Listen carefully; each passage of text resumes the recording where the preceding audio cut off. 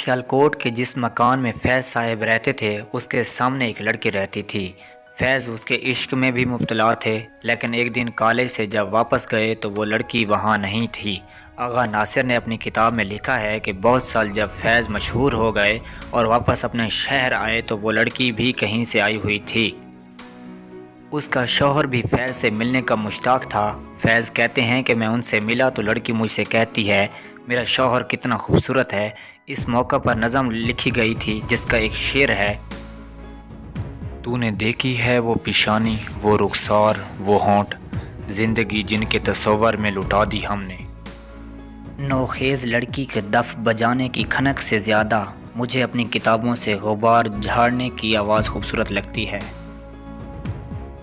بزرگ کہتے ہیں کہ نسلی بکری کی پہچان اس کے کانوں سے، جبکہ خوبصورت عورت کی پہچان اس کے پیروں سے ہوتی ہے۔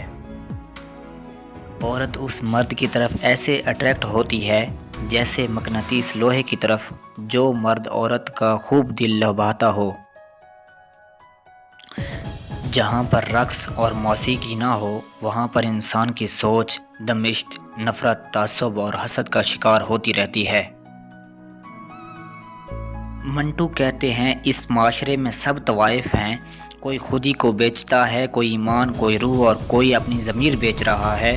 طوائف ان سب سے بہتر ہے جو بیچتی ہے سچائی کے ساتھ، چاہے وہ اس کا فن ہو یا جسم، نہ قسمیں اٹھاتی ہے نہ جھوٹ بولتی ہے، جو ہے جیسا ہے سب کے سامنے ہے۔ عورت اس مرد کی طرف ایسے اٹریکٹ ہوتی ہے جیسے مقناطیس لوہے کی طرف، جو مرد عورت کا خوب دل لبھاتا ہو۔ مارکس آرلیکس نے کہا تھا جینا سیکھو، جب تم زندہ ہو لوگ پیدا ہوتے رہیں گے اور مرتے رہیں گے۔ خوشخبری یہ ہے کہ تم اس دنیا میں مرنے والے آخری آدمی ہوگے، تمہاری موت کے ساتھ یہ کائنات ختم کر دی جائے گی۔